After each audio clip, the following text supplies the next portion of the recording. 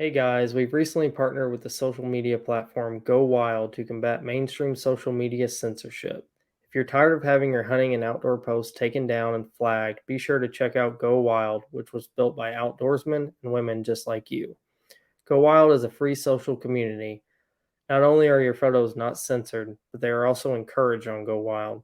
Go Wild gives you points for things like sharing your trophies, gear reviews, and inviting friends. As you earn more points, you unlock awesome rewards such as gift cards, free swag, knives, and huge discounts on brands like Garmin and Vortex. Oh, and if you create a free account, you can unlock $10 just for trying it out. Use code HTW to receive 10% off your order today. Download Go Wild at gowild.com or in the App Store. To hunt the wild, to hunt the wild, gonna hunt the wild.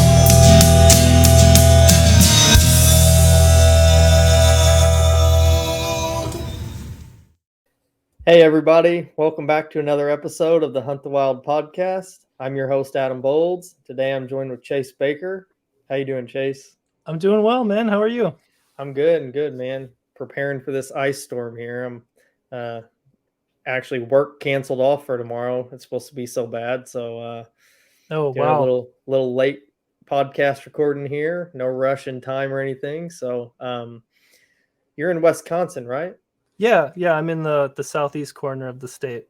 Yeah. Is it cold there right now? Yeah, I mean it's not too bad. We had a pretty good cold front last week. Got pretty bad. We like to call that making ice weather to get out ice fishing. But yeah, this week's been a little more mild. Hopefully we don't get the snow mess that you guys are supposed to. So could you kind of introduce yourself and tell everybody a little bit about you and how you got kind of started in hunting in the outdoors? Yeah. So, I mean, my name's Chase Baker. I was born and raised in Wisconsin and had kind of a rural outdoor upbringing. My passion revolves around a lot of small water stuff, small water bass fishing, kayak bass fishing. I'm real big into waterfowl and duck hunting as well. Love running the dog. And then, the other aspect of my life is I'm very involved in sort of the creative field and directing. So, kind of all things advertising, marketing is kind of my daily focus for my income. And then my passion is really to just be outside as much as possible. And so I have finally kind of found a way to sort of mesh those two things together, and fortunate enough that I can get paid to do that. So what is your favorite thing to chase? Is it running the dog when you're out duck hunting and stuff? Yeah, I mean, I love to do just about everything. I mean, from bass fishing and fly fishing to bow hunting, turkey hunting. I mean, I try to get involved in all of it, but there's just something about those crisp mornings and the wings whistling overhead with the dog in the blind that just, it gets my heart pumping more than anything. And I think the biggest draw with duck hunting for me is that, deer hunting is kind of right place, right time. I mean, there's a lot that goes into it, but like you have to be in that tree when that deer happens to come by. And a lot of times there's not much you can do to change their mind. Duck hunting, yeah, you got to do some of the same scouting and stuff, but with decoys and calls, sometimes you can influence what those ducks are thinking and what they want to do and make them do what you want them to do. So I like that kind of interactive back and forth with duck hunting, and anytime I get to work the dog is a good day. I bet he loves that too, or she. Yeah. Yeah. So do you remember when you kind of first got into hunting? Do you remember your first hunt ever? That story, or was that later? Yeah, I mean, I don't know if I remember my first hunt ever. I mean, I've been hiking and fishing since I could walk. I mean, the classic little Snoopy pole tied to your life vest, fishing from shore kind of thing, 3-4 years old. My first hunt was probably squirrel hunting in the Wisconsin oak woods. My first kill was definitely a squirrel. It just traipsing around the acorns, looking for that kind of stuff. I think what I recall most, as opposed to like the first hunt, was I picked up kind of a bargain pack. It was a wooden duck call and goose call from Loman that I bought at Gander Mountain when I wasn't even old enough to hunt. I was probably 9, 10 years old. And in the clearance bin, I found this combo for $5. And that's probably all the money I had to my name at that point. It was $5. I'm like, holy cow, I could have a duck call. And picked up, and I think it even came with a little VHS on like how to use the calls.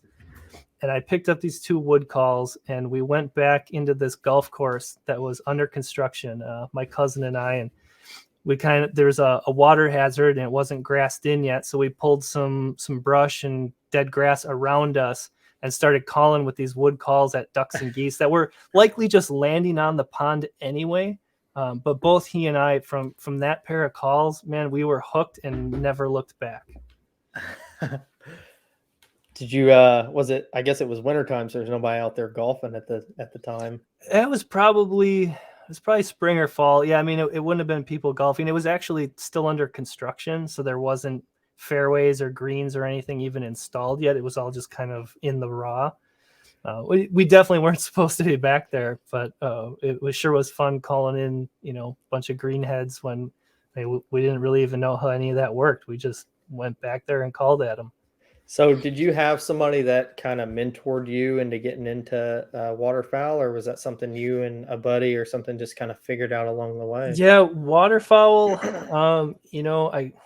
I tried dabbling with it early, 12 to 14 years old or so. And in Wisconsin, there is a waterfowl community, but it's not the cult following that it is in some of the more southern states. Mm-hmm. There's not a great waterway, at least right where I'm located. And so we didn't have a lot of success early on, and I kind of lost faith in it for a while.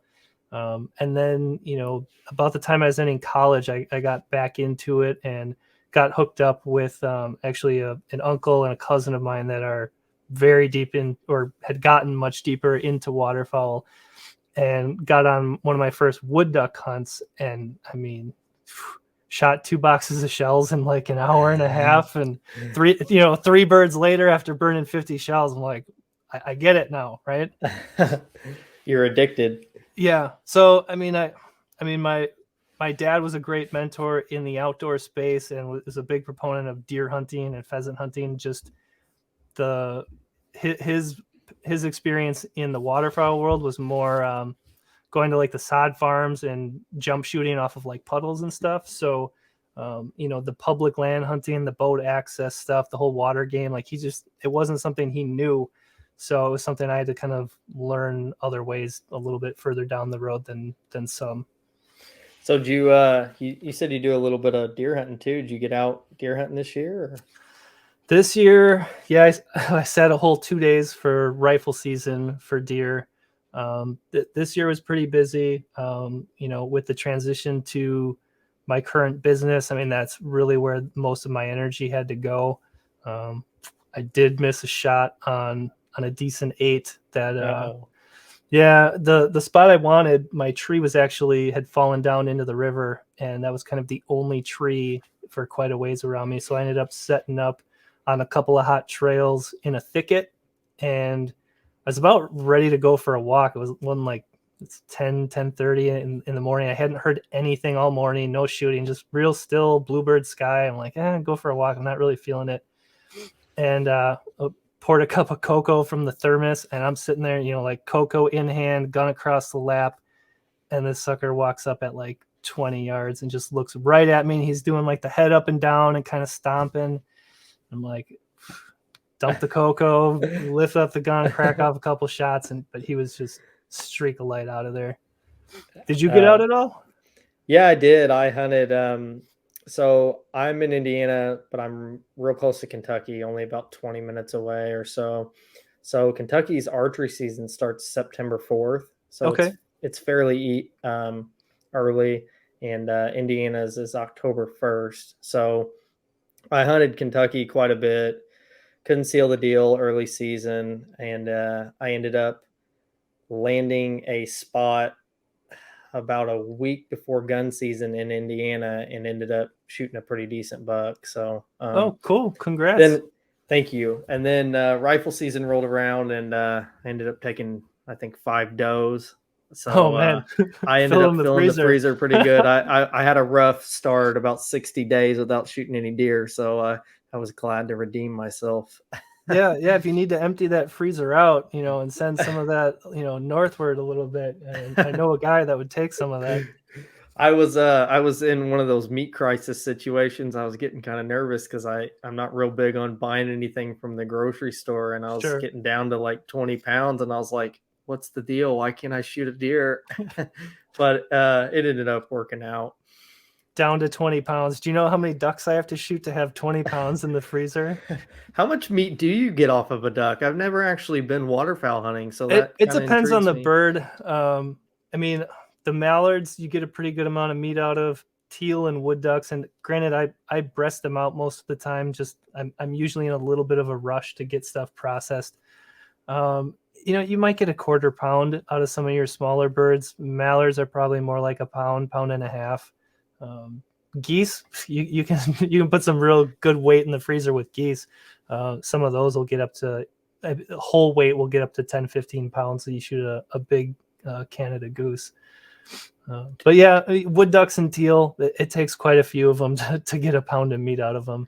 What do you normally do with ducks? Do you normally like roast them in the oven, or do people ever grind them up or do anything Yeah, special I like mean, that with them?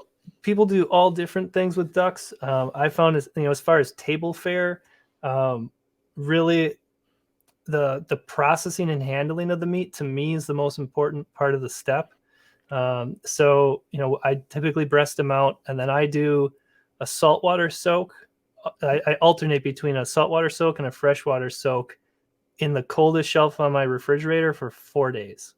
I Hmm. alternate it back and forth, and every time you do the salt soak, it pulls a ton of like blood and stuff out of the fillets, and then I typically try to freeze them for like 1 to 4 months before I do much with them, and then that thawing again seems to tenderize them, and so that gives you a really good cut of meat to start with. That like you're helping reduce some of that livery, oily gaminess Hmm. right out of the gate, and then I found that really for wood duck and for mallard, I find it does really well with sweeter seasonings, more of your maple, hickory, brown sugar.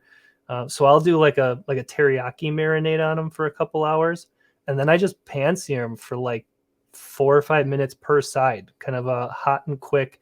They'll be kind of scorched on the outside, but then they're medium rare through the middle, and that makes a pretty good fillet. I've done like with goose, I've done kind of like a pulled pork with them in the slow cooker. I've Um, heard that quite a bit. People do that. and there's the classic wrap it in bacon, but I mean that's become such kind of a blanket recipe for cooking anything wild, and it just makes it taste like bacon, really. I'm an anti-bacon wrap around meat kind of guy because Sure. so I like bacon, but I'm not like one of those people that's obsessed with it. So if I want to eat bacon, I just eat bacon. Like I don't want to ruin my wild game with Right. bacon because Right. then I might as well just eat bacon. Where it does really shine for duck to do the bacon wrapped, and I guess the same can be true for goose, is when you have all that fat, it actually renders like and drips kind of through the meat. So forget the taste aspect of it, right? That you're gonna overpower your natural taste with bacon. Having that fat on there lets your duck spend more time on the grill before it turns like rubbery and gamey. Like that, Mm, if yeah. you overcook duck by like a minute, it turns to a rubber slab of liver, and it's just about the most awful thing you could ever have. But a little bit of bacon on there lets you maybe cook it a couple extra minutes and still keep it kind of medium rare. Oh, I guess ducks. You said medium rare or whatever. Ducks are safe to eat. I guess kind of rare-ish, still red. I mean, it's not like Yeah, a I mean, dangerous thing to do. I'm not condoning anybody do that. I mean, for legal purposes, cook your food all the way through. Um, but yeah, I mean, I treat duck and goose as though it's red meat, not chicken. And I think a lot of Okay. people cook it as if it is poultry, and they just blast that stuff all the way through. And yeah, I've cooked some stuff like that by accident, and it's not good. But if you can pull them off where you still have a little bit of that pink and tenderness in the middle, it can be really good. I'm definitely interested in that. If it doesn't have to be charred, I'm not one of those guys that wants my steak cooked very much. Just about 30 seconds on each side, and I'm ready to roll. Just a quick sizzle and flip it over. So, you work in the outdoor advertising industry. How did you kind of get involved in that? Is that something you jumped in right after high school, or is that something you go to college for? Yeah, so I mean, I went to college for graphic design and communication design. So more the creative aspect of advertising. So I went to two different colleges for a total of 4 years to be sort of qualified to make some of those materials. And then really, I was pretty fortunate that after leaving college, one of my first jobs was with a regional box chain called Mills Fleet Farm. You guys probably aren't familiar with it that far south. It's kind of like an Academy or a Rogers type of thing, but it's got a little bit of like Tractor Supply and that type of thing worked in. I mean, they're regional. When I was with them, they had about 50 locations. And so that got me into, kind of the marketing and advertising side of things. We were doing their Sunday flyers, some of their advertising campaigns. We did a campaign called Orange Friday that was really pretty successful. It was the same concept as Black Friday, but a week earlier. And really what was brilliant about this campaign was people are always trying to bump up Black Friday, but it keeps running into Thanksgiving. And if it's on Thanksgiving or before Thanksgiving, they get all kinds of hate because it's putting one holiday ahead of another, right? They're saying, give Thanksgiving its day. Well, Orange Friday, it's gun deer season. And so for Wisconsin, the Friday the week before Thanksgiving is the day, like the Saturday before Thanksgiving is our gun deer opener. So Friday is the day that everybody's traveling, any last minute stuff you need from the store. So it actually gave them an opportunity to do doorbuster deals just like Black Friday under a different name and kind of gear it towards hunting. And man, it was like the perfect storm. I mean, the first year we debuted it, some of the locations had 300 or 400 people waiting in line at like 5 a.m. for them to open at like 6 or 7 a.m. for some of the deals that they were running. So you said it was kind of like based around hunting, where like the flyers and everything, did they have like a guy on there holding a shotgun or something? I just kind of wondered about anybody that maybe shops at those kind of stores, but it is like, I don't want to shoot a deer, or maybe I'm anti-hunting. Did they ever catch on, I wonder? Oh, I mean, if you're anti-hunting, I mean, you're probably not frequenting that store a whole lot. I mean, I'm sure there's enough of that, but yeah, I mean, they're kind of unapologetically, in favor of firearms, hunting, sporting goods, all of that stuff.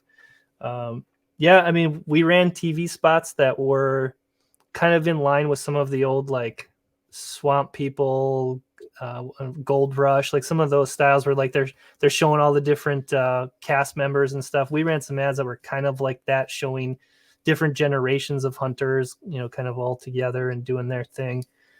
So I mean, if the anti-hunters saw that and they were upset, then yeah, I mean they weren't going to the store then, at least not for that promotion.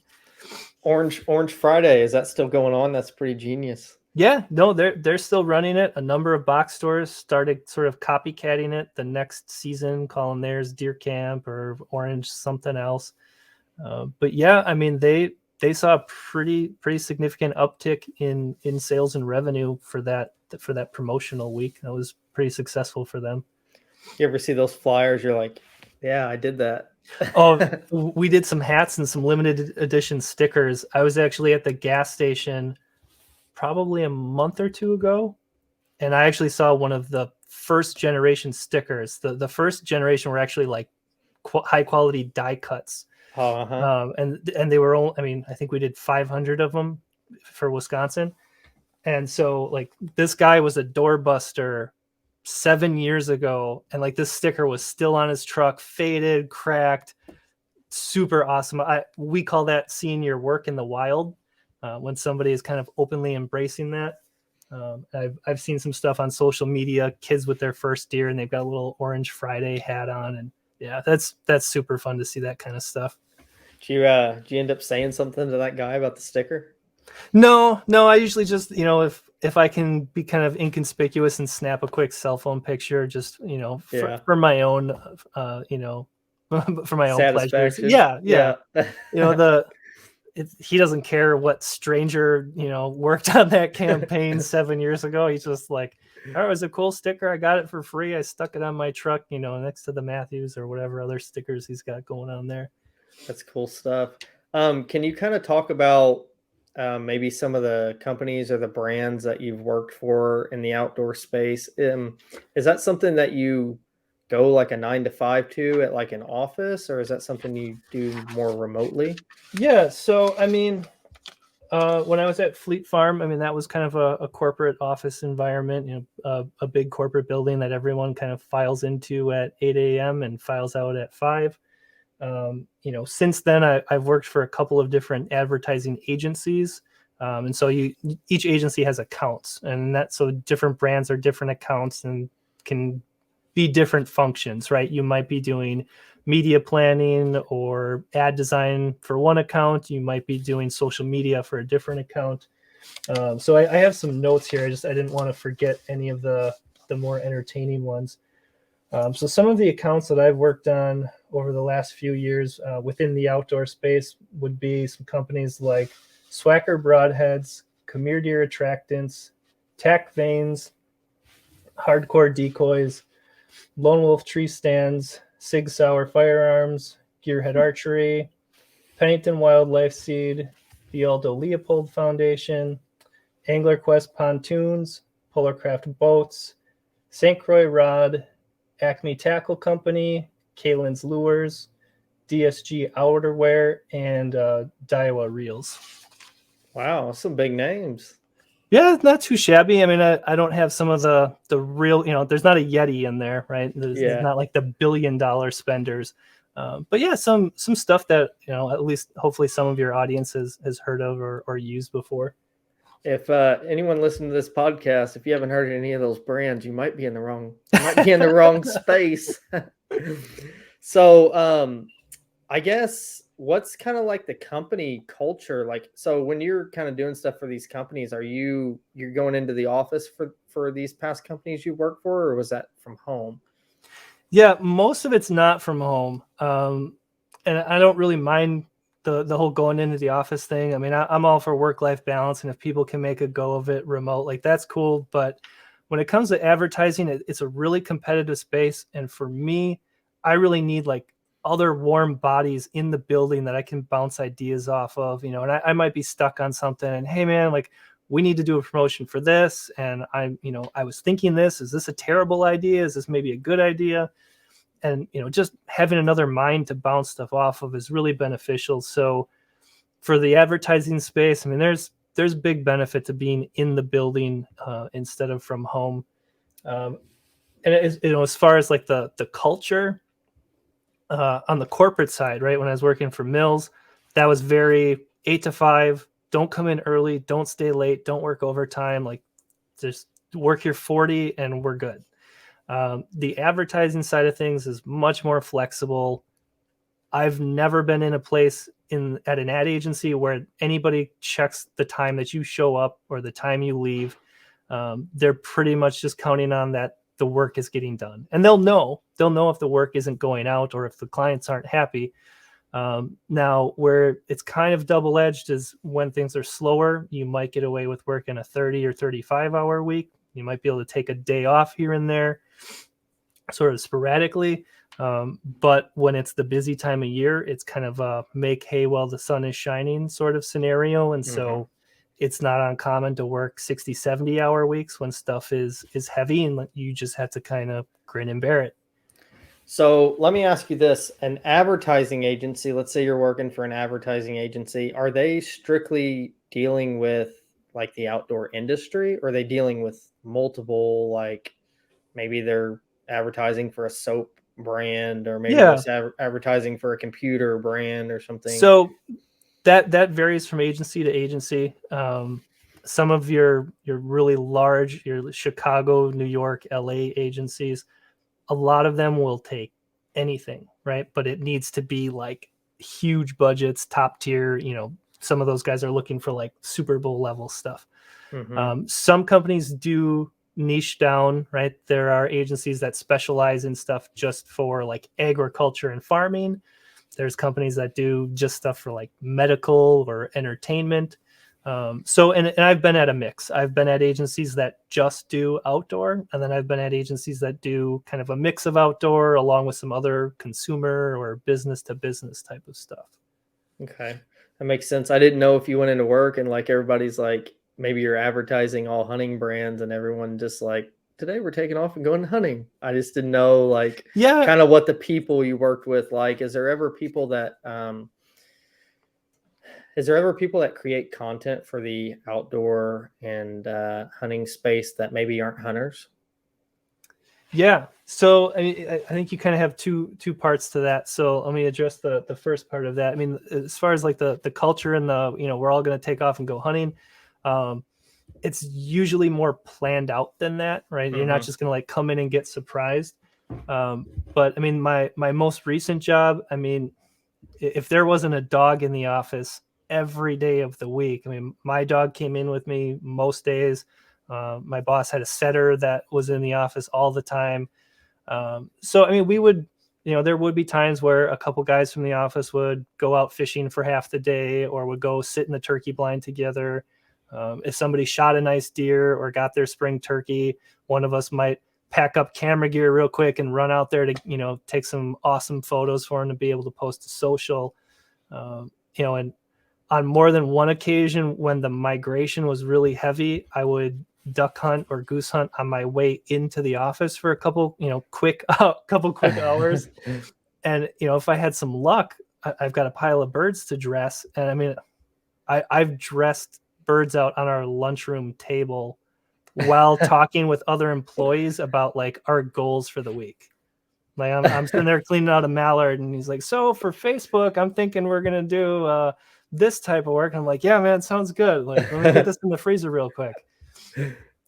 And like the more corporate places, I mean, you'd never get away with bringing dead animals into the office and chopping them up. But that's super cool. When your employer specializes in the outdoors, when the rut is on, if you got a bunch of bow hunters in the office and the rut is just in the thick of it, shoot, I mean, guys might be in the office for 2 hours for the day and it's just kind of ghost town.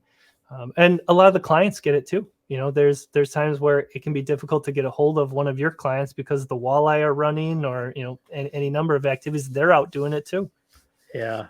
That makes it good that they understand, when they're in that kind of that headspace as well. So as far as like people that maybe aren't so much hunters and outdoorsmen and stuff, does that ever conflict when they're trying to advertise for I don't know, Swacker or somebody, and they're like, "What is this thing? Is this a bullet?" Yeah, I mean, I try to source content creators that if I'm managing a project, it's people that have sort of proven workflow and that know the space. It's not uncommon though it happens more when people have smaller budgets and they have to hire their neighbor's nephew to help them with something. And I've seen ads where sights are installed upside down or backwards. You have left-handed shooters shooting a right-handed bow or vice versa. I mean, that kind of stuff happens pretty frequently, and a lot of it's just they hired a model cheap, or it's a friend of a friend, and they just kind of, well, this is what we can do quick, and then nobody noticed while they were taking the photo or making the post. If that kind of stuff happens, let's say they put the sight on upside down or whatever, and kind of the client or the company you're working for sees it, does that ever cause any kind of that piss them off? Oh yeah, I mean, you have to really, I mean, like part of my job is to be constantly aware and looking for those types of mistakes within the content, because yeah, I mean, if I had dropped a piece for somebody like Swacker Broadheads, and I mean, they're archery, right? If the arrow's on the wrong side of the bow, I mean, that could be the end of my job or the account right there. I mean, not within the outdoor space, but some of the I've seen clients where something was actually their decision, it went poorly, and then they fired the agency due to it going poorly. So yeah, you absolutely have to watch out for that. I mean, that can be your butt on the chopping block if you don't. Got to be very, very detailed. Yeah. Oh yeah. Occasionally you can fix that stuff in Photoshop before it goes out. And if you don't catch it, then it's rehire the model and whoever else you had on set, and you have to go out and reshoot it because clients won't accept stuff like that. So, as far as it comes to like daily work, I know you said you could be working on maybe like Facebook stuff or maybe something specific, but what do you kind of do like on a daily? Are you editing videos? Are you like making Instagram posts? You kind of talk about that a little bit. So I mean, my day, I mean, no 2 days are ever the same. But let's say I don't have a shoot scheduled, because if I do have a shoot, those typically are at least the morning half of the day, if not my entire day, if I need to be on location. But let's say I don't have a shoot day. It's pretty typical that the first part of my morning is going through a little bit of my social media and then really digging into my email. And the first thing I want to get out of the way is making sure that nobody is counting on me for something, that no client is having a marketing emergency, that, something is wrong or they need something by the end of the day. So I'm going through all that, kind of assessing where those needs are. And then from there, I'm able to, probably late morning or noon, I'm able to start getting at my workflow, which might be drawing or drafting up logos. I might be developing concepts and scripts for ads for a different client, while, a little bit later in the day, I may be editing a video ad or a Facebook ad for another client. There's almost always 5 or 6 projects that are sort of in different states of completion, right? Some of them are just getting started. They're in kind of the planning stage. Some are getting edited, and then other ones are going to the client, and then I'm hopping on either Zoom calls or going out to meet with them to get their take on it, right? Make sure that it aligns to what they were hoping to see. And so, that the kind of 9 to 5 window is sort of the production time to get things to the clients. And that's my best window. Like if I need questions answered from them, most of the people I'm trying to get a hold of by like 3:30 Central Time, like things are starting to fizzle out. If I send an email after 3 o'clock, I probably won't get a reply from a lot of the clients. And then after that window, like after about 5 or so, then it becomes all the maintenance on my own business. So managing my own social media channels, digging through LinkedIn, getting caught up on news. And then, if I'm doing any prospecting, cold calling, looking for any leads, then that's from like 5 p.m. till 9 or 10 p.m. And then get a few hours of sleep and hack at it again. Hopefully get to bed before midnight and, get a few solid hours in, and then, back up and grinding again. And that's kind of the Monday through Friday. Saturday, Sunday are usually not as heavy of days. Monday through Friday can be anywhere from 14 to 18-hour days, just kind of on average. Weekends are not so heavy, but like there's every single day there is something that needs my attention relating to the business, whether I'm going out and getting some content because a model or a hunter was only available on a weekend, or I just, if I was on shoots all week and wasn't able to get at my own stuff, then that's what Saturday and Sunday are, right? So running your own business really becomes it's 7 days a week of work. So do you ever actually control the accounts, or do you just like, let's say Rage Broadheads, just for an example, has an account with you and you're doing stuff for them? Do you ever like log into their account and post stuff for them, or do you just mainly send them the content for them to use? I personally do not control the accounts. Most of the agencies that I have worked with have had teams dedicated to social media where those individuals control the account.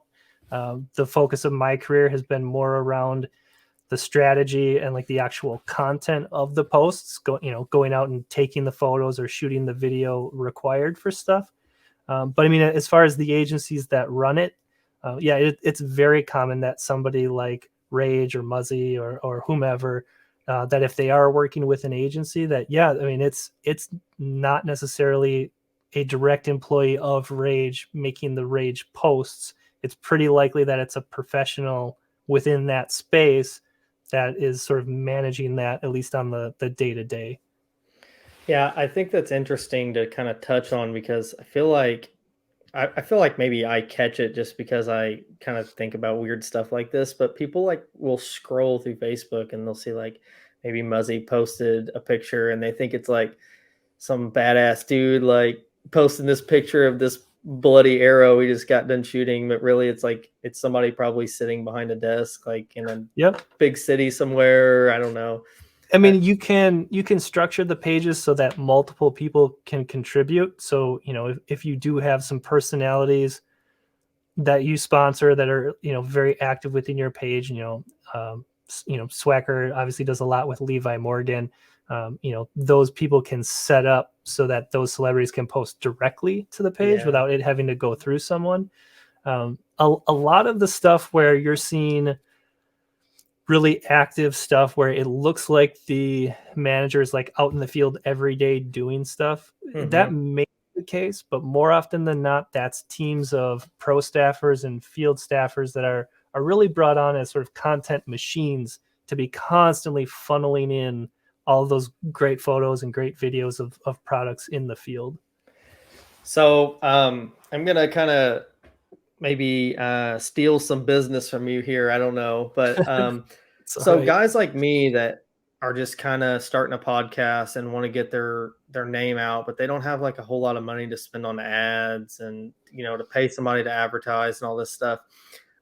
What's kind of a good way to do like social media as far as like organic reach and stuff? Is it just to kind of like post once a day or post on multiple platforms? Like for me, I think I'm on 5 or 6 platforms and I try to post at least once a day. Is that a good approach for getting your name out, or is there a better way to go about it? Yeah, I mean, so when it comes to exposure like that, there's really, at least from my point of view, there's 2 routes you can go.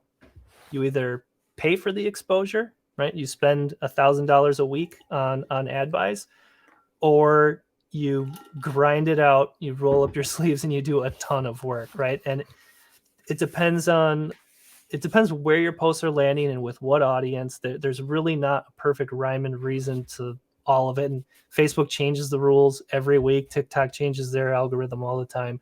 So it takes a lot of experimentation, different times, different frequencies, different types of content to find any kind of pattern.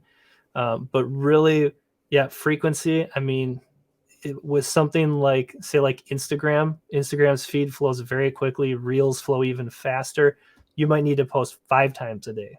And so what I've been seeing as sort of a trend among all different industries is you probably need to be posting more than you are, but that doesn't mean you need to like triple your workload in terms of generating the content. Because let's say you have 50,000 followers, but your average post is getting like 1,000 views. So only a sliver of your audience is actually seeing that post. So to rerun that post in 3 months or 6 months is not that big of a deal. Or chopping up a video from LinkedIn and moving it over to TikTok, a lot of the really big organic reach people, Gary Vee is a great one to look at. Chris Do with The Future is another one. They take some of their best content, chop it up, add different filters, add different little overlays, and reuse their best content 9, 10, 12 times. And some people notice, but I don't know as though anybody really cares, right? You just start to know that, that's what Gary Vee is all about. He just is really pushing that message hard. That makes a lot of sense. So, do you think that there's specific content that should be, maybe not so much allowed, but you think there's some that works better on, like maybe a piece works better on LinkedIn, works really good on LinkedIn, but it doesn't do very good on Facebook, maybe? Yeah, 100%. That's really getting a feel for your audience on each platform. And it's been my experience that each platform has a little bit of a different personality and a different culture. Something like TikTok, goofy trends, goofy stories, kind of that quirky stuff that does really well on TikTok. You move that same stuff over to LinkedIn, I can almost guarantee you'll get comments of, what is this doing on a professional platform, right? It's meant for more business-minded people, though, I see plenty of family and fishing and fun stuff on there too. And I don't have a problem with it, but yeah, like LinkedIn, the culture is much more of a professional business focus. Facebook is a little broader, a little more general. Instagram traditionally is short form, but it's usually a higher production value. A lot of Instagram is high quality video, very high quality photography, very kind of artfully done. And so it's kind of figuring out how can you utilize each of those cultures, maybe not directly for what you're doing, just your podcast as an example, right? You're talking about hunting. There are hunters on TikTok. However, the platform itself is not a huge fan of the sport. So, how can you hint at hunting or, do a hunting spin-off on a current trend to get exposure for your brand without just giving up on, like TikTok wants that certain culture to it, right? So you have to respect that at least a certain amount to get that engagement and to not get kicked off. If you don't respect it, you'll be on your second or third account like I am. I'm constantly, I've talked about this before, but I feel like I'm constantly battling them before I post anything. I'm like watching it 3 or 4 times. I think I even got, actually got something taken down because I remember it was raining and I was just kind of shooting a selfie video. My wife was down the stand below me. We're in a double set, and I kind of do a little scan of the field, and you see my bow hanging there, and it was for weapons or violent content or something. But so yeah, I got to be super careful of that. So is quality and quantity, how do you kind of feel about that when it comes to content? Should I just post everything that I got, or just, people in general, or should we hold everything back and try to put the best stuff out there? Yeah, I mean, there's a lot of people in both camps there for sure. As a business, I really push quality, right? And I want people to hire me to do high quality work, and I have very high standards for the creative that I let leave my office. That being said, I think it has less to do with quantity or quality, and it has more to do with, are you offering value? That if you want people to pay attention to you, especially for a podcast, you're likely trying to get exposure other places, and you're not necessarily saying, hey, listen to my podcast, right? You're posting pictures or comments or, takes on different matters. So if you want people's attention, what are you offering them in exchange?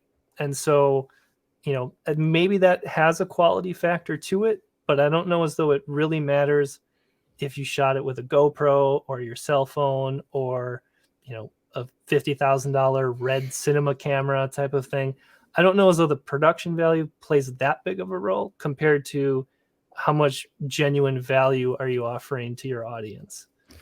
Now, what about staying kind of in your lane as far as, let's say I post nothing but hunting content, and then one day I post a picture of, I don't know, let's say me walking my dog or something like that. Do you think, obviously I would think that people following my page for hunting content might not engage with that as much. How do you kind of feel about throwing in random stuff, or should people just stay in their lane? Does that kind of make sense? Yeah, I think variety is fine, but I think you need to be intentional.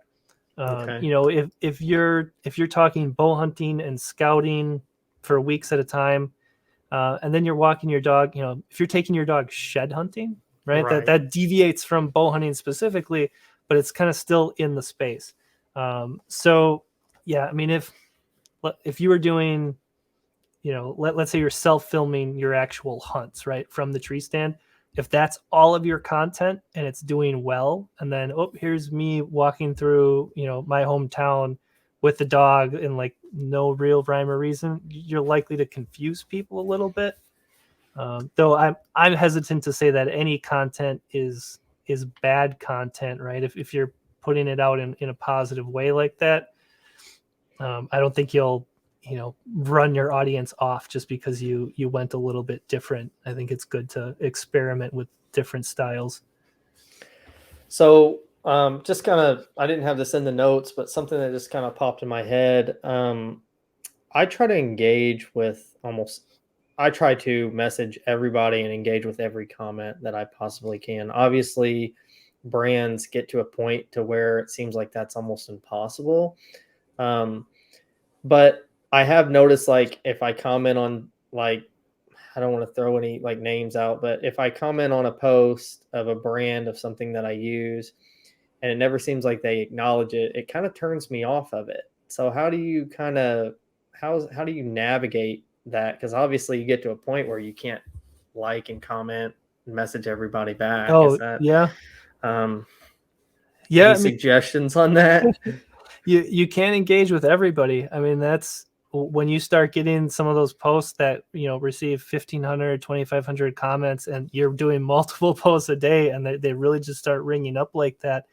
I think about the best recommendation that I can make is if you're seeing comments of a certain nature frequently, right? If you're commenting that product XYZ seems substandard from where it was, as a brand, it would be smart for me to at least address that in a short video. That like, hey, we're hearing you, we're listening, we're not replying to every single comment, but we are taking notes and we are making changes to our product. That's tough. I think people are expecting more one-on-one engagement, and in some cases, it's just not possible. Yeah, I haven't crossed that line yet, but if I ever do cross that line, it makes me super nervous because I like to be able to engage with all my people that follow me. Right. That's what makes it fun. It makes it seem like they're real people and you're real people. It's not just like a one-sided game where there is actually people out there listening and watching. Right. Surprisingly to the show, there is people listening. Yeah. I mean, I do know of a few podcasts that have set up like private listeners groups on Facebook. And so, when you can't get at all of the comments, then setting up these private groups and controlling which listeners have access, it kind of makes, the in crowd for the cool kids kind of thing. And then the people that are most invested and sort of your biggest supporters, you have direct access to, and, they can make, if they commented on something and you didn't get back to them, they can actually post it within that private feed. That might be an option for you down the road. Yeah, that's is that, oh gosh, there's a popular thing that people use for that, like a Discord or something. Yeah. I mean, there's any number of platforms to do that on. The ones that I've been a part of, I know are ran as private Facebook groups. But yeah, there's Discord and Telegrams, and there's probably a dozen other ones that do similar things. Yeah. So I'm gonna play like so you're gonna have all the inside knowledge, but we're gonna pretend that you're not making content for brands and stuff. We're gonna pretend that you're a new outdoor brand. Let's pretend you're a new broadhead brand, let's say. Okay. And you're gonna start out of your garage. You're making these broadheads, whatever they are, and you're gonna build this thing, but you don't have any money, so you can't pay a guy like you bunch of money to advertise. Where are you gonna start at, and what are you gonna do? Yeah, so I mean, hopefully I started square one and I did plenty of market research, right, to know what my competition is for the exact product I'm offering, and that it's hopefully not an extremely flooded market, and I feel that it's profitable, right? That's kind of step one. Did you lay the groundwork? And in most cases, that's really free. That's just a bunch of Google searches to figure most of that out.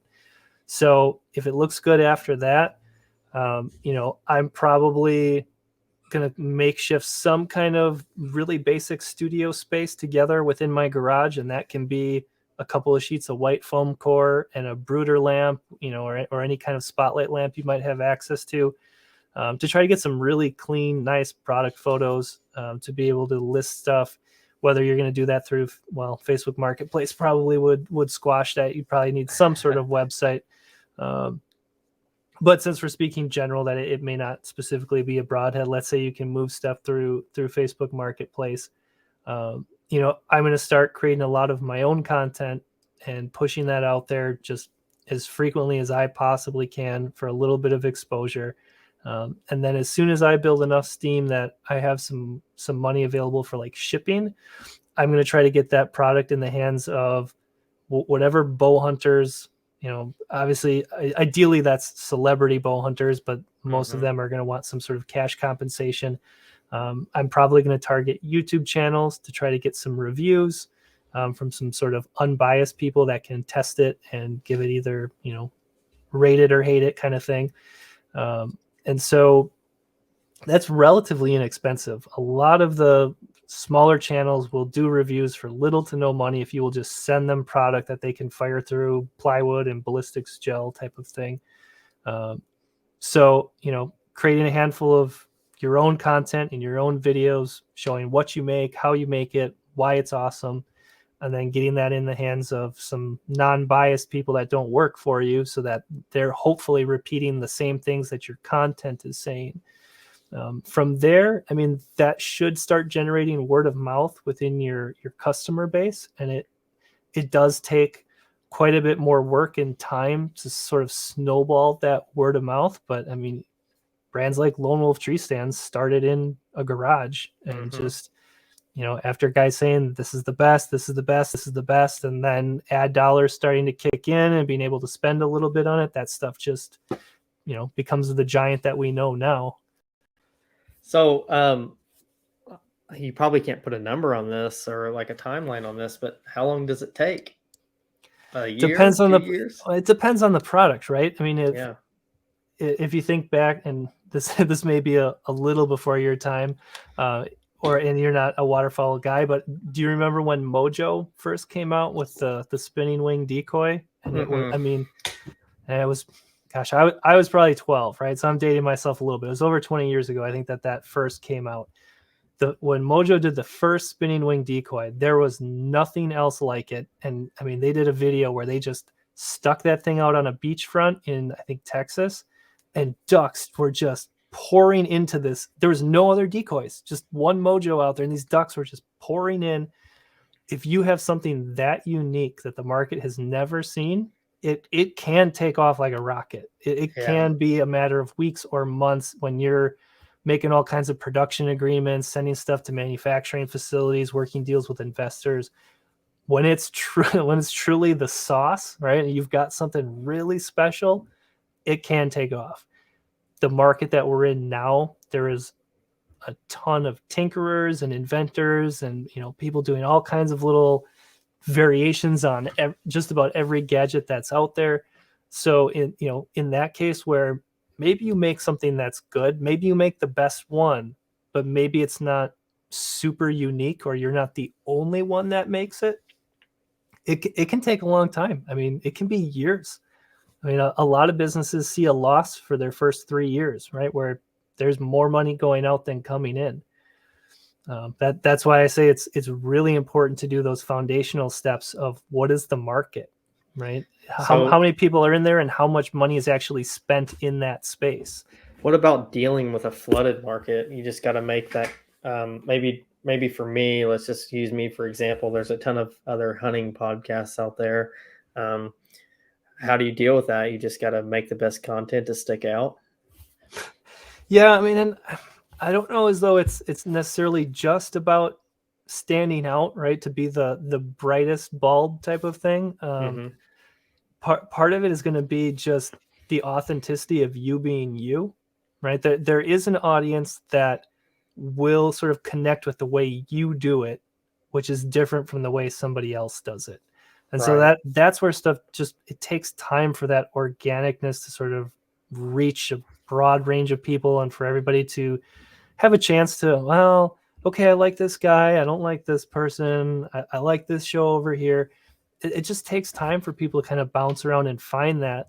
But if you kind of stay true to your values and what you want something to be, I'm pretty confident that there is audience for just about every variation on a show. And when it comes to more of the long-term success of it, I think it has a lot more to do with doing the work consistently. That, Mhm. if you drop a podcast every Monday, you better not miss for like 4 years, right? Yep. Because your listeners care about that. Your advertisers, right? If you look for any kind of partner dollars, your advertisers are really going to care about that. And so, in that way, sometimes it doesn't necessarily have to be about standing out, and just it might be more of just outlasting, right? That Yeah. is this really your dream? It's the There's long game.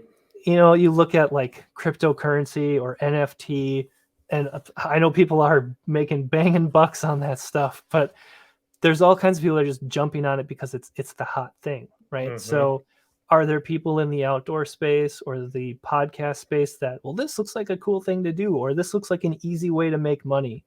And there will be people that find out, wow, this is a lot of work. This is a real job. Not only is it a real job, this takes more hours than a 9 to 5, and I make less money, right? There will be people that see that, figure that out, are turned off by it, and sort of Mhm. quit, give up, move on to something else. And that's fine. But for the people that this is their fire, like for me, it's creating. And Yeah. so, if I take a pay cut, but I get to do creative in the outdoor industry, I mean, that's where I'm going to stay. And so the folks that are, they think they can go buy a camera for $1,500 and they're a professional photographer, hey, go have fun, go do that. I'm willing to bet you're not going to outwork me in the space, though, if you think it's going to be easy. That's funny you bring up NFTs. I made a couple NFTs for Hunt the Wild podcast. I don't know how well they're doing. I haven't checked on them for a while, but it's Did you something sell them?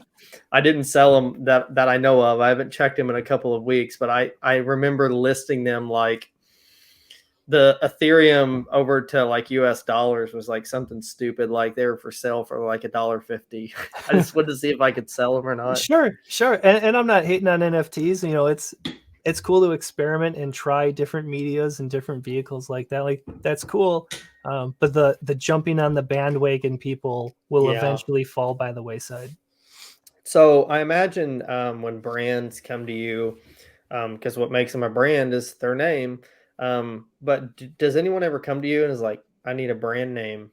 And how do you feel about brand names? Do they really matter, or is it all about you can just have some name and it's all about what you build behind it? Sure. And short answer is yes and no. It matters and it doesn't matter. I had a feeling you were going to say that. Yeah, and it's everybody's business is so different, right? And Mhm. everybody has different spends that they can put behind it. I've aside from my own business, I don't know as though I've actually had to develop a brand name from scratch. I have developed product names, like product lines, names for that from scratch. That plays, I think, a decent factor. And I had some notes on that one. So, some of like the terrible names that I would see in the space, and they maybe serve their purpose, but it's like, something like Big Billy Bob's Badass Walleye Guiding and Lake Tours LLC, right? It's like Okay. 12 words long, describes every aspect of their business. But and that's fine. He can put that on the side of his boat, probably makes all the money he wants to make doing it, and has a loyal customer base. Great. Where it really hurts a business like that is they rely almost entirely on word of mouth, and it becomes really hard to remember those big long names like that. Mhm. Whereas like if it was just, Big Bob's Walleye Guiding, that's way simpler to remember. Yeah. And so, if you're wanting good word of mouth, the name should be short enough to remember, and it should be something that's easy enough to pronounce. Some people do really short names, but they're kind of spelled in goofy ways. People don't know how to pronounce it. Sitka, Kuyu, and those are great brands, right? But when you first see that, you're not quite sure how to say it. I still don't know how to say kudu or kuyu or whatever. Kuyu. I'm still always struggling with that because I hear everybody pronounce it different ways.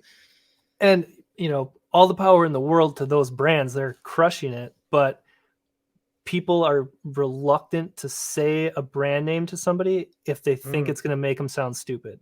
Yeah, right? makes Or sense. if your name is a tongue twister, if it's just got kind of weird consonants and vowels that just don't flow, it doesn't mean you can't build a successful business out of it, but you're sort of designing roadblocks that don't need to be there, right? When you're picking the name, you can just kind of choose a different name, right? It's got to get through legal and find the URL and all of that.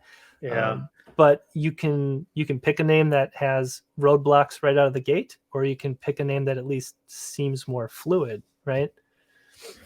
So I know you design a lot of logos and stuff, so I have to wonder how much do logos matter? I mean, are you trying to tell a story with the logo for that brand, or are you just trying to make it flashy to catch the eye? What's kind of maybe the idea around that? Yeah. So logo design, I'm usually not trying to tell the whole story of the brand summed up in the logo, right? The logo is more of the first thing that people see when they're introduced to the brand. It's kind of the thing that sticks with them. And so it's less about telling the story and more about being sort of a shorthand representation for it. So the logos, and you'll see stuff that has a hunter in a tree aimed at a deer with a sunset and a river flowing through it, and all kinds of things. It becomes difficult to own that as a brand because there's so many companies that can own those types of really complex illustrations, and it doesn't stick well in the brain.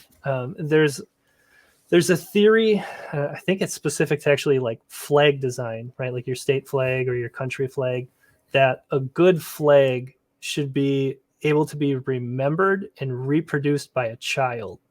That like somebody like 8 or 9 years old, you say, hey, draw the American flag. They should be able to take like a pen and paper and just scribble it out, and it should be pretty darn close. Yeah. It's my opinion that good logos follow sort of a similar format because you really want to just stick in someone's brain as a shorthand for what your company stands for and represents. Yeah. And so oftentimes that's very simple with minimal elements, but I think simple can be misleading that it's like cheap or easy, right? Yeah. You take somebody like Yeti, right? 4 letters, there's really no icon, right? It's just block letters. I'd be willing to bet somebody spent the better part of a 40-hour week sweating how far apart should the letters be? How tall should they were finessing every element of those 4 letters to try to make them as perfect, as memorable, and as bold as possible. Yeah, I think something too, like I've thought about creating other logos just for my podcast and stuff, but I feel like, sometimes it's too late, maybe people already know that logo and I'm kind of scared to change it. How you feel about that kind of stuff? Yeah, that's a very common fear. I've had that discussion with many a client, many a time, as far as changing branding. So what you're talking about is, starting with logo A and then moving to logo B, right? And so they call that a rebrand, where you're going to switch it up. Some companies do that and get away with it. Sometimes it creates kind of a new interest, right? Breathes new life into a brand that was maybe growing a little stale, and then all of a sudden, oh my gosh, it looks fresh, current. Like let's go pay attention to that again. It can have that effect. If your logo has been around a shorter time period and you're afraid you're going to lose the recognition you've already built, you can do kind of a rebrand process, but what we call brand evolution, where you maybe have 4 different logos and you're going to slowly kind of change it from A to B over time, but there's a bunch of points in the middle that you're going to stop at. So, you've got Hunt the Wild with a compass, and let's say you wanted to move to a digital, more of like your Garmin navigation arrow instead of the compass. Rather than jump right through that, maybe it starts where the compass simplifies, right, in version 1, and then in version 2 the needle gets refined a little bit and starts to look a little more digital. And then in version 3, it moves above the text instead of next to the text. And then in version 4, finally, the ring of the compass goes away and you're left with just the needle. If you do that over time, some people won't even notice that the logo has changed. Yeah. It's kind of like if you video record yourself and look back at it, you notice, but you don't notice the changes day by day. Right. Yeah. Yeah, that's very helpful and insightful. So as far as like selling merchandise for a brand and stuff, what do you think is a good cheap way for maybe a brand like me to advertise? Is it going with stickers, or is it like trying to sell hats to all these people? Because I don't want to make my my audience pay a bunch of money. I don't even want to make them pay any money, honestly. Sure. So I mean, stickers are usually a low cost of entry. You can usually get a couple hundred stickers for $50, depending on what they're made out of and how high quality they are. The caution what I would caution you on with stickers is if you're looking to sell them, you're typically not going to get your money back on stickers. There are certain brands, right? I'm sure Matthews, Vortex, some of those guys, I'm sure they sell tons of really nice decals and probably make a little bit of money on them. But it's been my experience with the brands I've dealt with, and even with my own brand, that when you make stickers, you start handing them out with business cards, you start throwing them in with other orders, anybody you stop in and visit with, or somebody's like, oh, I really dig what you're doing. Oh, hey, here's a decal, which is great from a marketing and advertising standpoint, but it's not great from trying to make my money back on it standpoint. So, if you're trying to at least make the money you spent back, hats are probably a better place to do that. You have different hat crowns and different head sizes, but generally, 1 or 2 hat models can fit most of your audience. And typically the minimum order on hats is, I think a sleeve is like 24 or 25 hats. So you can probably get into that for $250, $350, depending on the embroidery. So, while $350 can sound like a lot, it's relatively inexpensive compared to what you'll take on for inventory on, like, if you would do like t-shirts or hoodies, you're looking at minimum orders of a couple dozen, and now you need to maintain full size runs, extra small through 3, 4, 5XL, and then you need multiples of all of those sizes, right? And then let's say you sell a whole bunch of XL or a whole bunch of medium, you have to keep restocking those with minimum orders again. I mean, you can be thousands of dollars deep into apparel in t-shirts and sweatshirts without much trouble. Anybody listening to the show, either live or once it gets posted up, if you want a sticker, I'll send you one for free. Just message me. Just message me and say Chase Baker, so I know it came from this episode, and say free sticker, and I'll send you one till they run out, because I think I got like 20 or so left. And Chase, I'll send you a sticker too. I'll have to get your address after this. Yeah, I'll get some decals kicked over to you as well. Cool, man. So stickers are great marketing. People love to stick them on, their Yeti tumbler or their bow case or their gun case. Low risk, right? And you put it on there, you decide you don't like the show or the brand later on, and you just peel it off. There's really no investment other than for the business owner for stickers. So I guess before we jump a little bit into Grit, your company, I want to ask you, maybe just for anybody that's listening, maybe another podcaster, maybe somebody that's going to start a broadhead brand or whatever it is in the space, what would be your number one suggestion for someone trying to build a brand and market it themselves, kind of at a low cost, no cost kind of thing? Yeah. So, I mean, I have kind of an overarching thought there, and if it's not specific enough on your question, let me know and I can kind of back up. Okay. I think the number one thing when anybody is starting, any number of different types of businesses out, is really to be consistent and to keep doing the work, right? I think there's a tendency when people jump into something, a lot of them just jump all in. Oftentimes it's emotional, right? They've changed jobs, they left a job, they've moved, and I am just head on, taking this on. And that's fine. Like, I'm not judging anybody for taking that approach. But a lot of times what I've seen is that turns into somebody that will sort of burn themselves out working on their project around the clock for 24, 48 hours and just hammering it. And I applaud the level of effort that goes into that, but it's usually not sustainable. And so what that will turn into is somebody that sort of binges their workload for a couple of days, grinding away, but then they take 30 days, 60 days off and don't touch it again, right? Or their 9 to 5 gets busy and they're not able to get at it.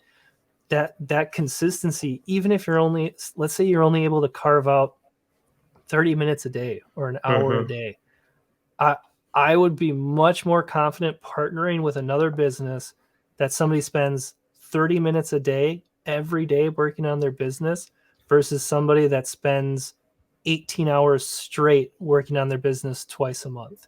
Those little increments add up, and it makes, in my opinion, it makes a more lasting impression for your business to have that consistent, constant effort in a sustainable way versus just hammering kind of short-term flash in the pans type of stuff. You want more of that hot, slow burn. You gotta kind of understand that it's going to be a long game, right? You're not just going to go out and hammer it out for 48 hours and then money starts rolling in and all your product starts rolling out. Right. I think a lot of people, not that I would know, but I think kind of like the point you're making is a lot of people get excited, and then when it doesn't kind of become overnight success, they just kind of want to fall off because they see all these other brands doing it and they think that it's kind of like an overnight thing, and it's not. It's funny that you see. I always think about, like, I'll see let's say a TikTok, for example. I'm like, oh my god, this guy did this stupid thing and he just like blew up overnight. And then I started like looking, and I like go to that profile and I'll scroll down. I'm like, this guy's been posting like every day for 4 years, and finally like his thing just like one blew thing up. Finally clicked. But everybody just thinks that overnight it was success. Nobody like goes back and looks at all the time that he spent before. It absolutely can, but that's not the statistic. Yeah. Right. Is it 1 in 100 million that can blow up like that overnight? It's not 1 in 50 for sure. It's not that rate of people that just, oh, hey, I tried and look at it went gangbusters. That's not the case most of the time. The outdoor space is very competitive. There's a lot of people that love the outdoors and want that in their lifestyle. And the other thing you have to consider with the outdoors is, for a lot of these brands, it's not their main source of income. There's been a number of brands that I've worked with over the years that they make their money doing something else, and a lot of times it's unrelated, right? They might make $5 million a year on camo or whatever, but they make $200 million a year doing something completely unrelated with data management or something else, right? And so that's where most of their attention is, and then their outdoor stuff is just kind of this for fun thing. Not all of the brands. There are some brands that are working around the clock on that stuff, but there are a number of brands that it's more of a hobby, right? It's just because they love the outdoors. That's what we do. We love the outdoors. That's why we're doing this show. Oh, yeah, for sure. So you recently kind of moved towards your own business, right? Can we talk a little bit about why you chose to kind of go that route instead of working for somebody else, and maybe tell a little bit about your business and what you do, type of services you offer? So back in December, I left kind of my more standard 9 to 5 to start my own business. I had been kind of kicking around the idea of setting up my own creative agency really since college. Has been something that, well, I think I could do it. I had some theories that were sort of experimental, and I'm like 65 days in or something, 64 days in on my business. So it's still experimental. And it was just something that I had the urge that I think I can do something a little bit different way that's not quite traditional as far as traditional media and advertising. And I think there's something there, right? I just couldn't shake that feeling. And I'm at a position in my life where all of my student loans are paid off. My vehicles are paid off. I haven't mortgaged a home yet.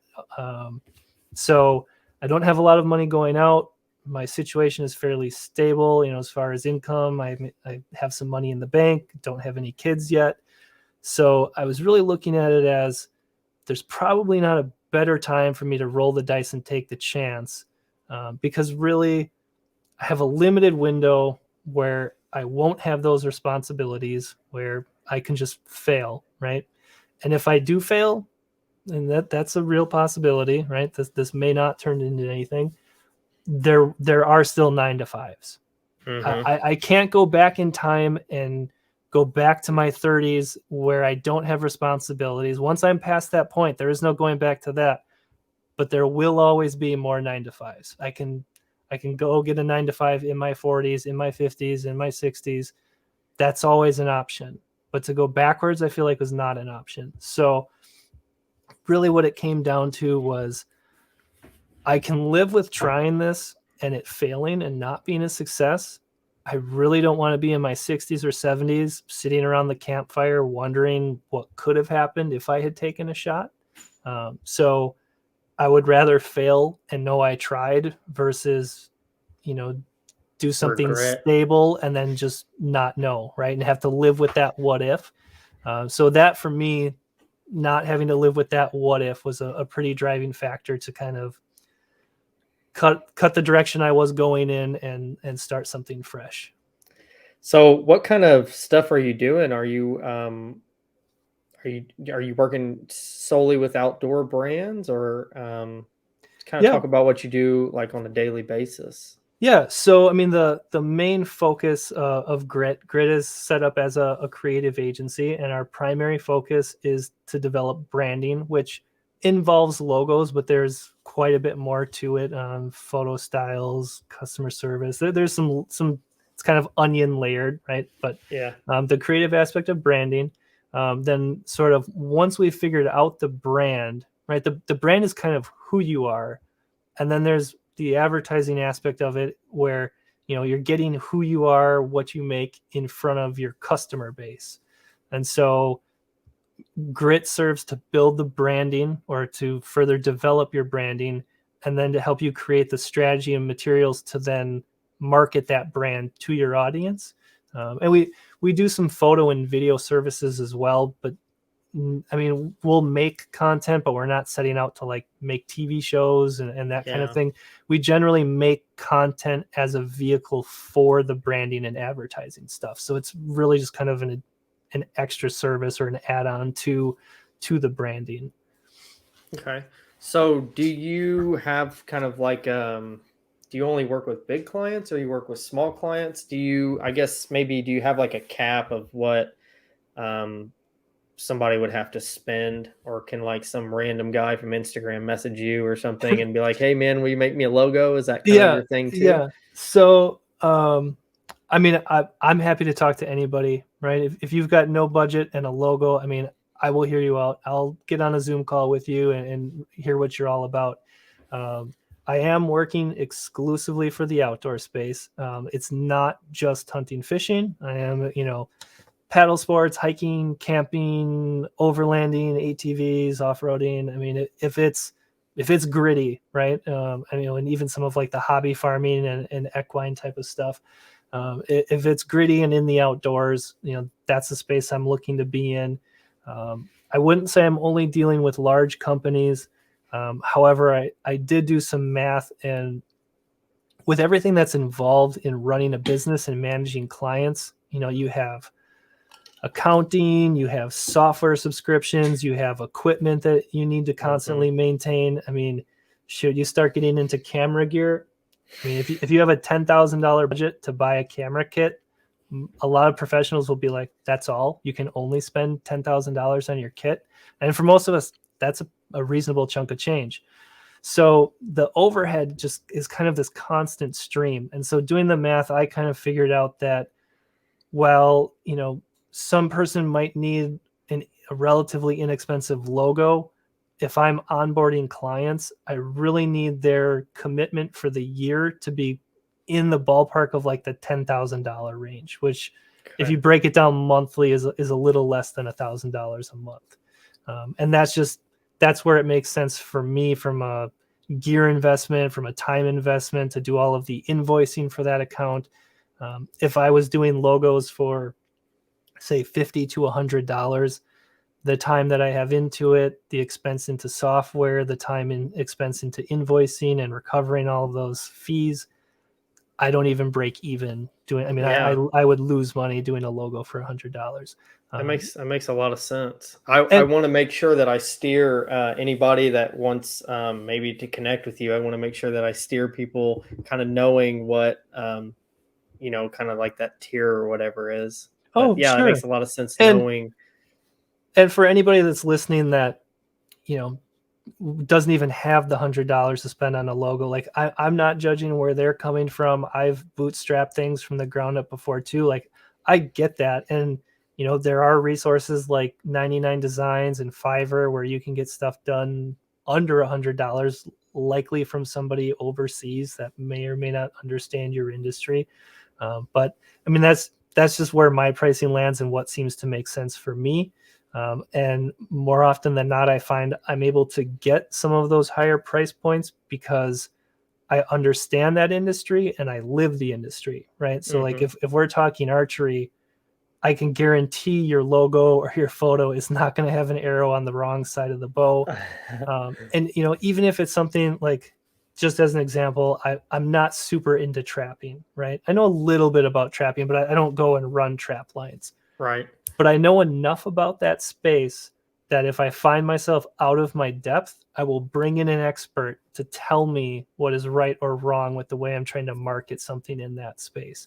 And so that's where sometimes skipping some of the mistakes with some of the cheap freelancers, it becomes less expensive to just pay a little bit more and do it right out of the gate.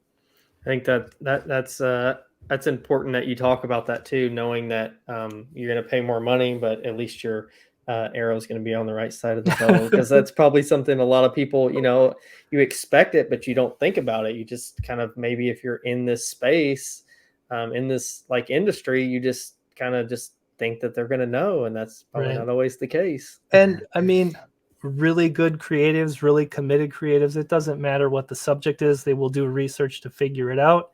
But if you're on a tight budget, yeah, they're probably not doing the research. They're going to build what you ask for, and hopefully you get something decent out of it. When I take on a project like a logo, I'm going to build what you asked for, and I'm probably going to build another 12 to 30 versions that you didn't ask for, that like, hey, did you consider these angles, because these might be a more marketable version. It's sort of a no stone left unturned type of process, and it's more in depth. It's not for everybody, but for the people that really value having the best possible mark for their budget, they get something that they're happy with and that will work for them for a number of years then. So you may or may not be able to answer this, and if you can, it's okay. Are you allowed to say any of the brands that you're working with, or is that kind of like confidential? Yeah, I mean, I can drop a couple. Most of the brands that I currently have stuff going on with, the projects are not released yet, and some of even the brands are not released yet. So it may be something we have to do a part 2 for me to circle back on. Okay, cool. I did recently drop a piece with our local bait and tackle shop, and dropped another piece for our local Red Wing store. The Red Wing piece was a lot of fun to work with. The staff was really enthused to be a part of that. And then I recently did a piece that you actually could go check out on the Outdoor Edge Instagram, Outdoor Edge Cutlery. I did some studio photography around, I think, their 3.5-inch folder with the kind of the exchangeable blades. So I mean, that's a couple you can go take a look at, but most of it I had to keep kind of under hat at the moment. Yeah, I'll have to get on Instagram and check out the work. I want to kind of see what it looks like. Yeah, it was a fun piece to work on. The guys over at Outdoor Edge were super friendly about it, so that was a fun one. So are there any I'm sure there's got to be advantages of working for yourself, now, but is there any disadvantages? of kind of quitting the 9 to 5 Yeah. and Yeah, doing and this on your own? I'll try to be kind of brief on this one. I mean, advantages, obviously, you're your own boss. You set your own schedule. Disadvantage, this one, not necessarily disadvantage for me personally, but accountability, right? There's nobody making sure you're punching in and doing the work. That's up to you.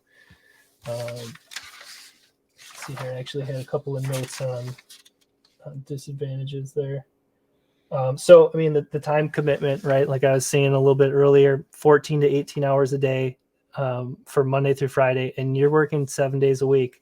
If it's your main source of income, if it's your side hustle, maybe you can get away with significantly less time.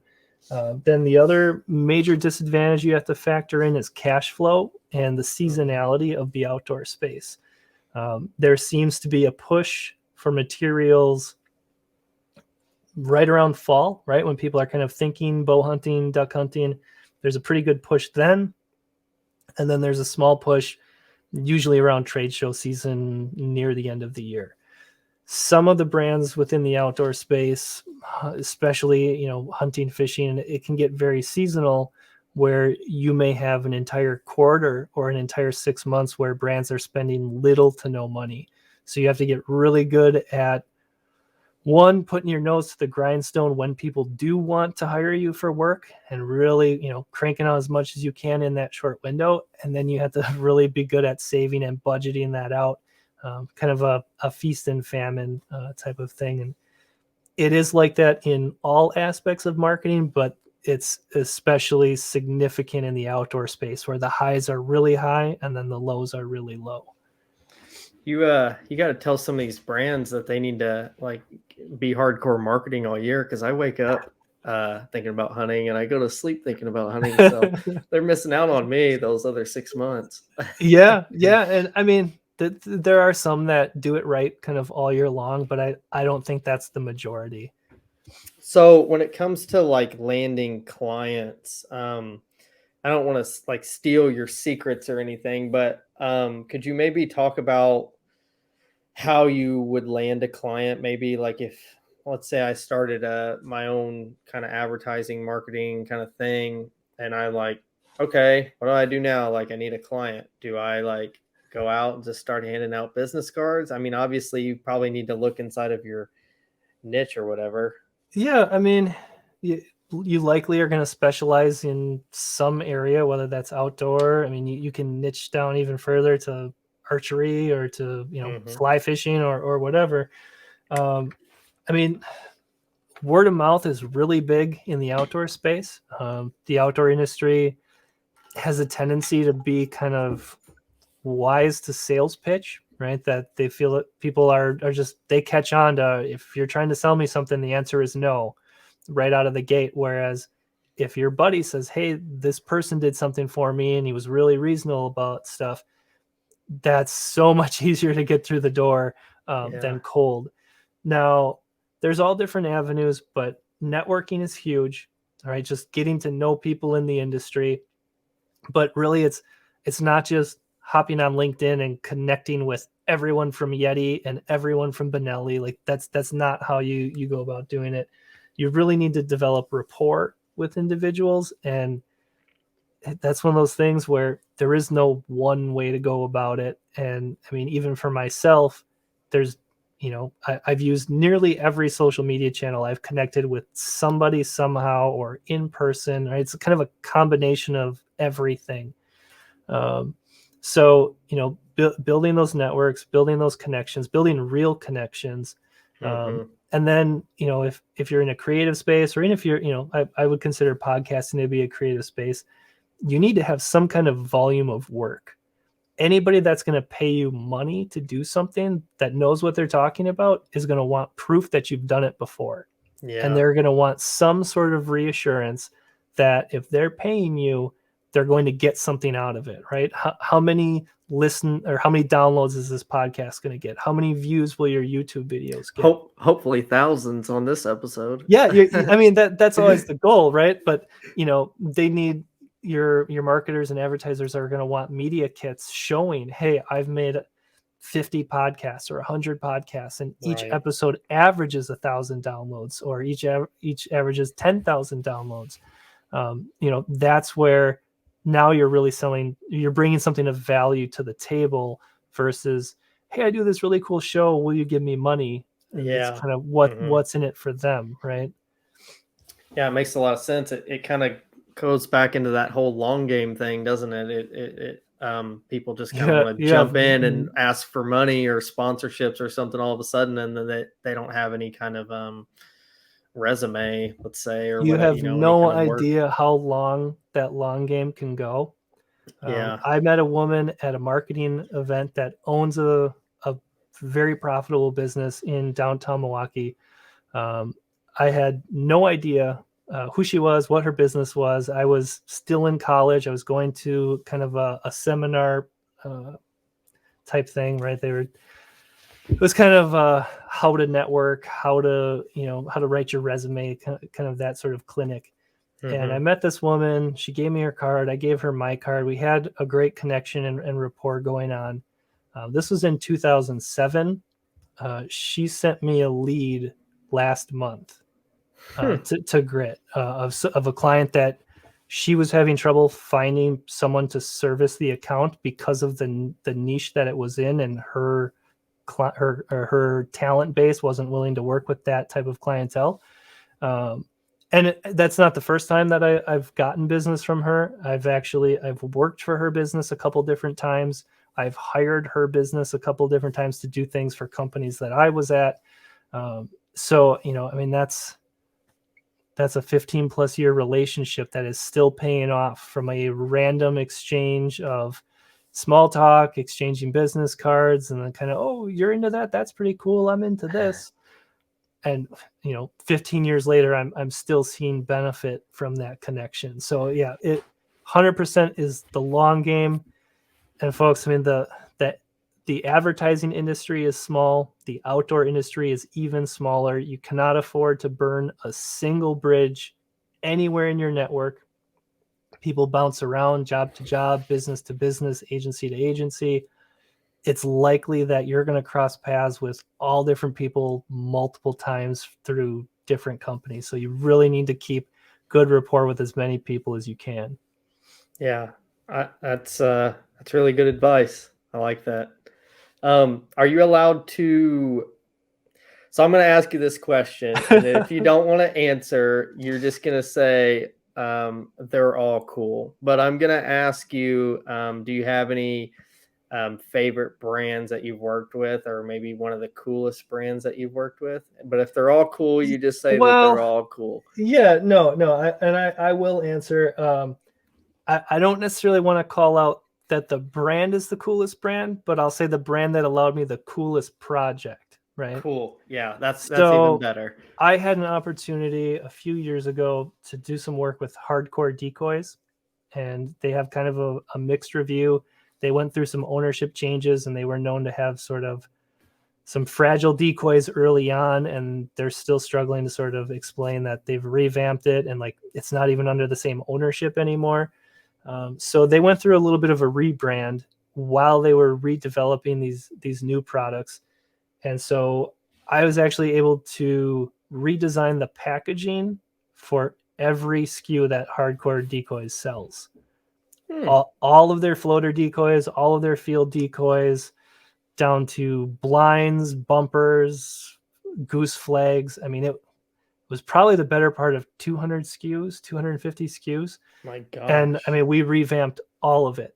And it was really satisfying because they had introduced new products at different times, and a lot of it had slight variations on the packaging. And so, one product from 5 years ago compared to a current product didn't quite have the same look and vibe, and it really didn't match with the direction that they were headed. And Okay. so, we were able to kind of put everything onto the same page, refine the look and appearance of everything.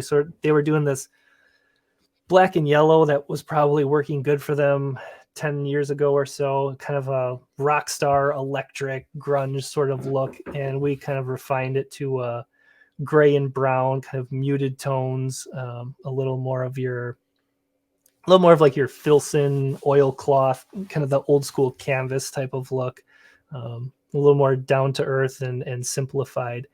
And seeing some of I could go to some of the local box stores, the Cabela's, Bass Pro type of thing, and when you saw that hardcore section, I mean, it was just a block where everything matched just perfectly, and it was such a satisfying feeling to see all of that lined up.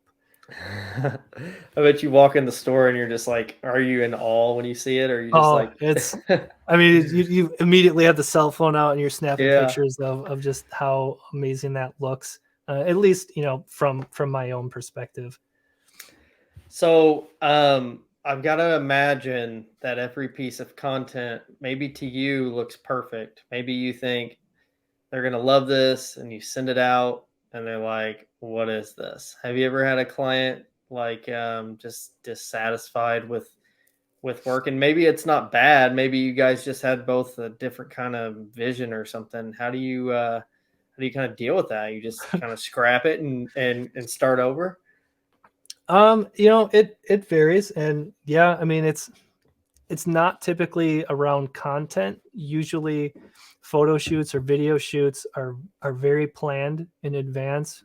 There's a shot list and scripts that go along with it that all get approved. So usually I don't want my customers to be surprised by the content that they get. It should be very much in line with what they're expecting.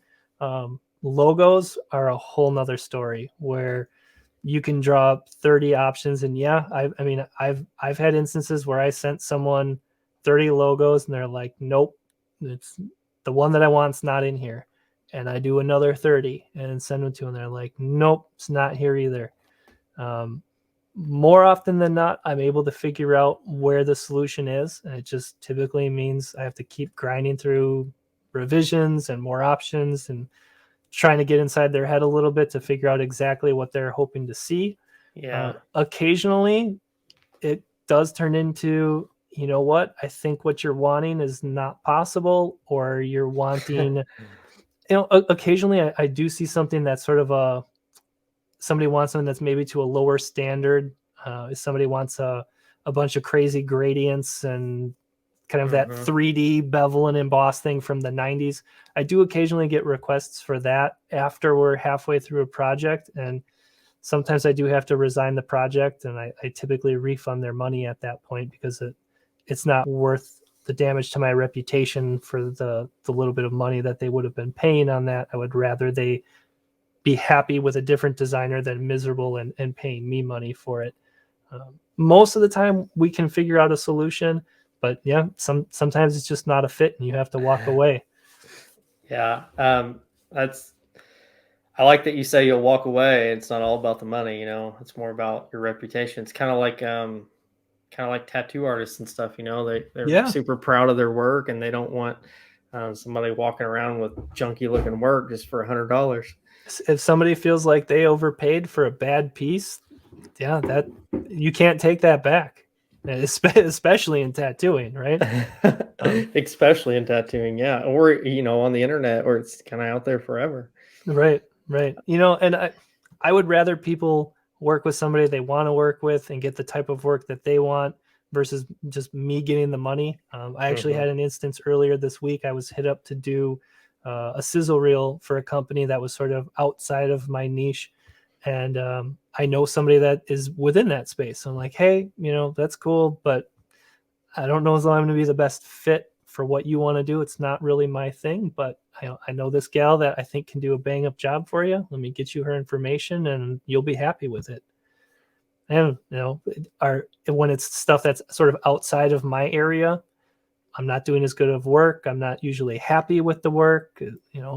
Nobody wins in that case. And so you're better off just passing on the money and referring it on to somebody that can do a better job with it. So we're going to go maybe towards hunting again, but sure. I just want you to kind of tell me what your dream hunt would be and why you would pick that over anything else. Yeah, and that's a pretty easy call for me. I think the dream hunt is harlequins in Alaska. Harlequins.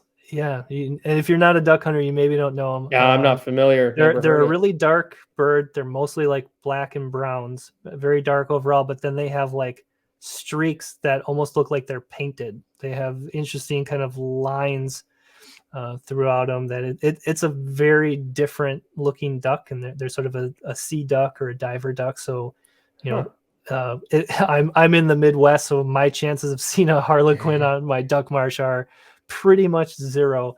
But they get a fair amount of them off the coast in Alaska.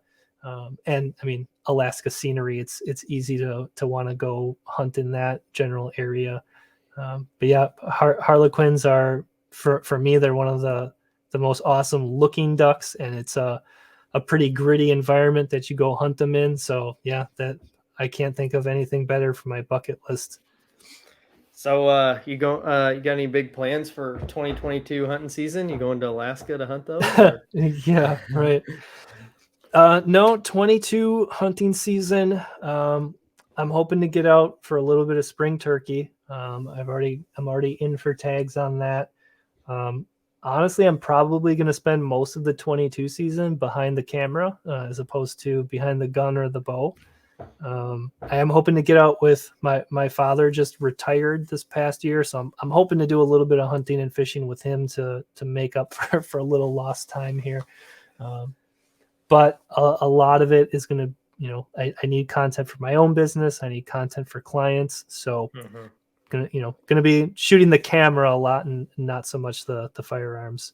Yeah, you're gonna probably you kind of probably be fighting this urge to go out and hunt, but you're like, I gotta work. I'm my own boss. I can just take off today, but I gotta stay home. Oh yeah, yeah. I've already been fighting that. I caved a couple of times to take my dog out on kind of an impromptu pheasant hunt in November, but yeah, I mean it's tough. You know, when you're your own boss and you're relying on yourself for income, some of that, well, I'll just squeak in a hunt today. It's like, well, maybe I'll just squeak in 50 cold calls instead of hunting, which is not fun, but it grows the business.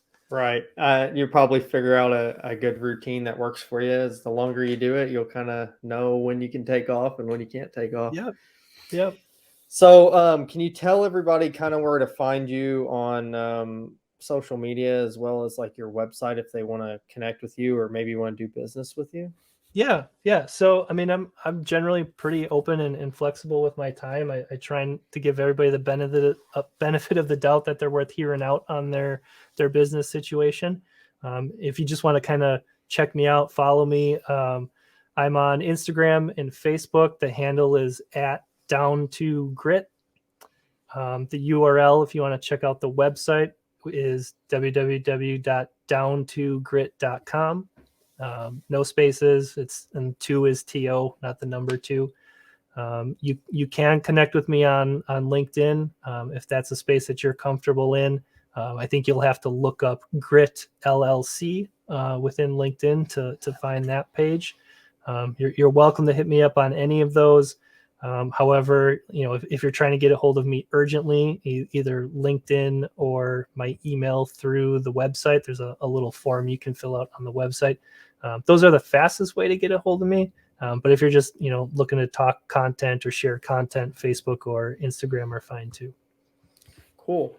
Well, I appreciate you coming on and talking about all this insider stuff. I think that's a lot of this stuff no one ever kind of gets to behind the scenes. You know, everybody I know me, for the most part, I'm catching, you know, Muzzy's post or Rage's post, but I never really kind of see the footing or, you know, the people behind the scenes that are creating this content. So it's super cool to talk to somebody that's maybe in some corner office creating all this stuff. It's pretty interesting. I like it. I love content creation. So, yeah, cool. I don't mind giving everybody a little bit of a peek behind the curtain. It's kind of interesting to see, you know, how some of that stuff all happens. And, you know, hopefully some of your audience, I'm sure there's plenty of YouTubers and, you know, people with Instagram channels and stuff. Hopefully people found some value somewhere.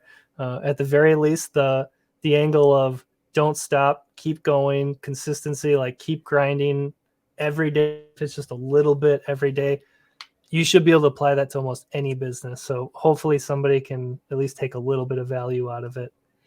Cool. Well, I appreciate it again, Chase, and I'll let you scoot out of here. It sounds like you probably got a lot of work to do, and you don't get a whole lot of sleep. So I'm sure you kind of want to lay your head down for a few hours. So again, thank you for coming on, and I'll catch up with you. Yeah, thanks for having me, Adam. It was a blast to be on the show. I look forward to staying in touch. Cool. We'll see you, man. Take care. Hey everyone, thanks for tuning in to another episode of the Hunt the Wild podcast. If you enjoyed the show and it's brought you some sort of value, I'd love if you could give me a rating and a review. Just a few seconds of your time can help me better understand the type of content you all enjoy, and it would mean the world to me to hear from all of you.